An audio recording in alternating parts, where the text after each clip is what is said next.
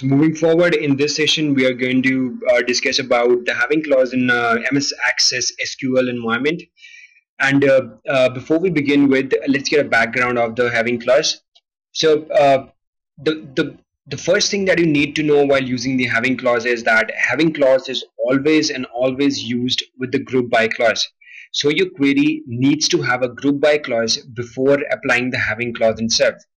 But so the major reason while applying the having the major reason of having the group by clause in your having SQL statement is that the having clause lets you subset the results that you obtain by grouping your table with a certain variable. And what I mean by that is that say this is our typical paycheck table that we have. So I have this query prepared up over here, and it simply selects the designation and the count of rows which have a certain designation, because I am grouping the whole table by designation itself. So let's run this query. So as always, it is going to give us a standard result that I have 3 analysts, 4 managers, 3 analysts, a senior analyst, and 1 team lead. So the point at which the having clause comes up over here is that we had this simple query of group by running over here.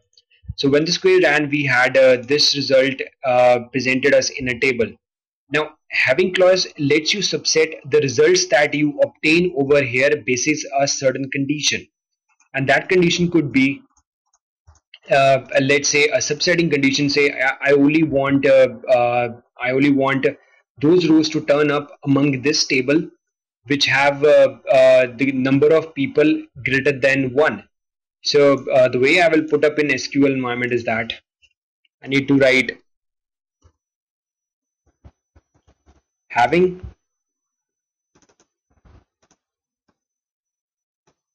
count of designation greater than 1, put in the semicolon over here. So what is going to essentially do is that just simply ran over here. So when I'm going to run this query, you're gonna have this as the result, which tells you that since in the original query, if you would have noticed, let me just revert back to it one more time. So when we ran this query, we had this result simply, and we saw that there's just 1 team lead. Now we added another to it, which was having count of designation greater than 1. We said that in the previous result, only those rows should turn up where the count of the designation, which is given by the count of people greater than 1, should turn up as the result. So when we selected this and ran this, you saw that there were only 3 observations in the final data set. So having is like the where statement for the group by clause. The difference is that the where clause is applied across the whole table on each and every individual row, but the having clause is applied on the group by result itself.